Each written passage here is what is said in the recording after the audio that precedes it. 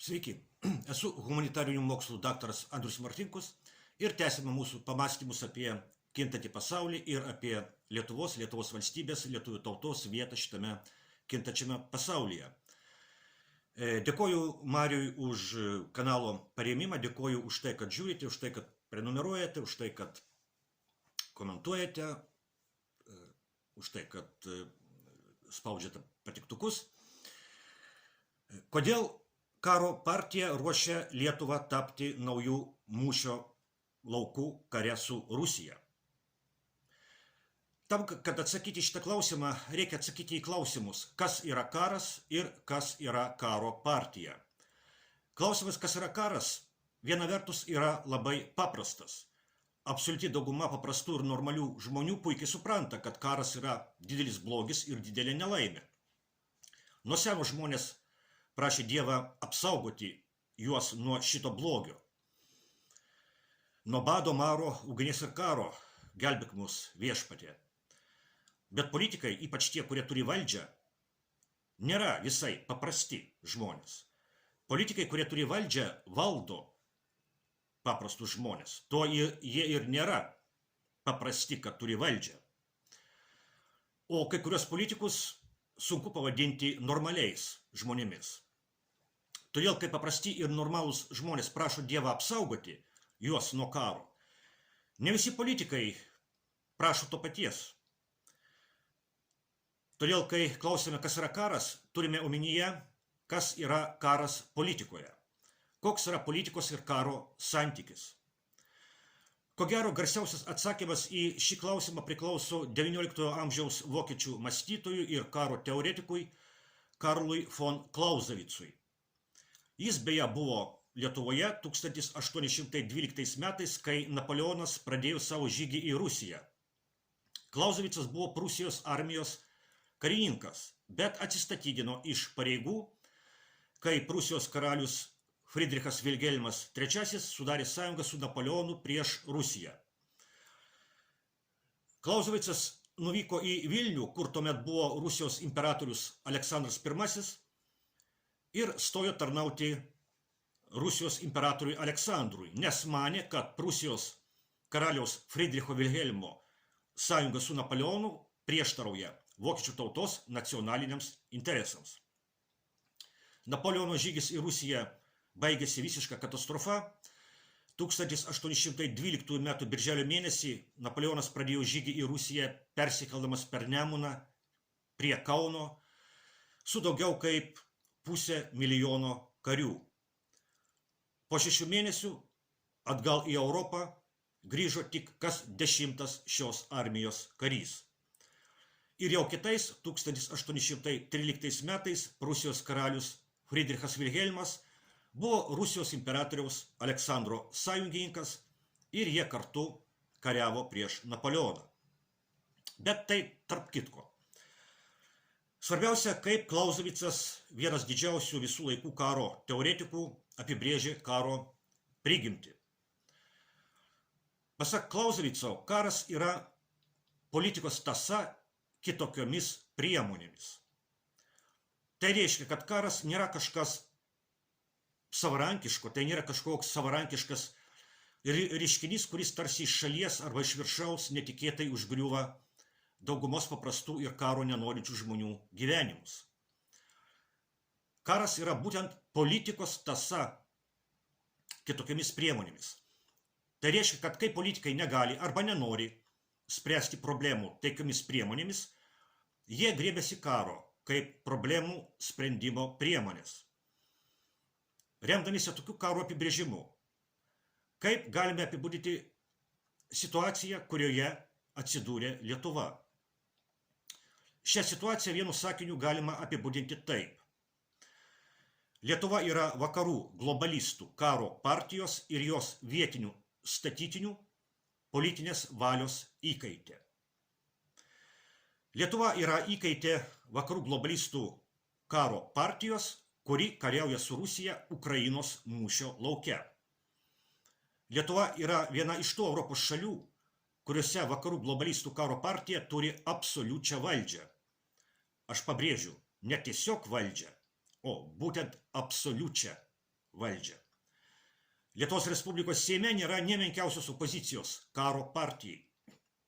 Galbūt kai kurie Seimo nariai viduje nepritarė karo partijos politikai, bet jei tokių ir yra, tai jie tyli. Vakarų globalistų karo partija yra visi tie vakarų politikai ir juos aptarnaujantį žiniasklaidą bei intelektualai, kurie yra už karo Ukrainoje tęsimą, tol, kol Rusija bus nugalėta. Tai nuolat kartoja ir vakarų globalistų karo partijos statytiniai Lietuvoje. Vakarų globalistų karo partija mato tik vieną politiką Rusijos atžvilgiu. Tai yra karo tęsimo politika. Ir jeigu atsitiks taip, kad kare su Rusija Ukrainos galimybės bus visiškai išnaudotos, o pergalė prieš Rusiją vis dar nebus pasiekta, pagal karo politikos logiką, karą su Rusija reikės tęsti kitose, jau ne Ukrainos mūšio laukose. Kitos išeities karo politikos logika tiesiog nepalieka.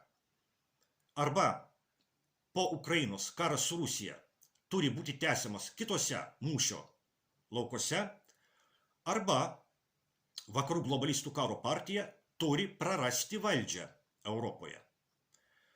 Trečio kelio nėra. Europoje yra reali opozicija vakarų globalistų karo partijai. Tai tokios šalis kaip Vengrija, Slovakija, Serbija, dabar gal net ir Čekija. Tai tikros opozicinės partijos, tokios kaip alternatyva Vokietijai. Deja, Lietuvoje padėtis daug blogesnė.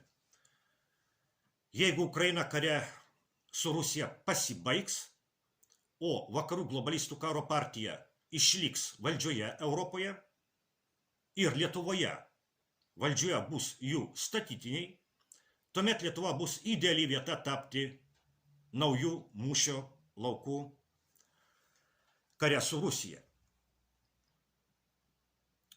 Kodėl Lietuva yra ideali vieta tapti naujų mūšio laukų vakarų globalistų ir Rusijos kare?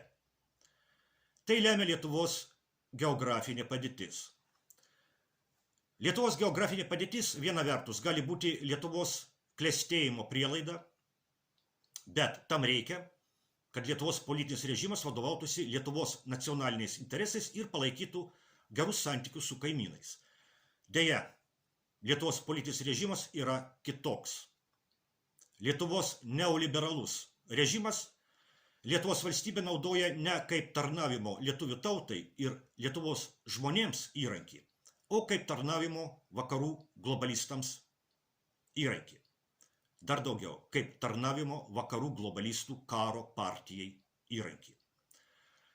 Todėl tokiomis aplinkybėmis Lietuvos geografinė padėtis tampa labai pavojinga Lietuvos valstybei ir joje gyvenančiai lietuvių tautai. Vakarų globalistų karo partija, jos valdžia Europoje ir jų statytinių valdžia Lietuvoje yra mirtinai pavojinga Lietuvai, esančiai tarp Rusijos Kaliningrado srities ir Rusijos sąjungininkės Baltarusijos. Tam, kad karo nebūtų Lietuvoje, reikia, kad vakarų globalistų karo partija netektų valdžios pagrindinėse Europos valstybėse – Didžiojoje Britanijoje, Prancūzijoje, Vokietijoje. Arba bent jau, kad netektų valdžios pačioje Lietuvoje. Kas būtų labai gerai, bet kaip rodo visi Seimo rinkimai, tai yra mažai tikėtina.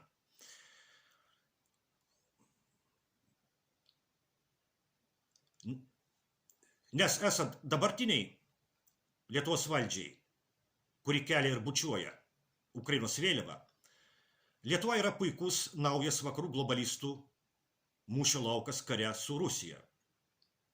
Lietuvos karo partijos propaganda to net neslepia. Atvirai sakoma, kad Ukraina tik laimi mums laiko. Kol Rusija kariauja Ukrainoje, mes turime laiko pasiruošti karui čia, Lietuvoje.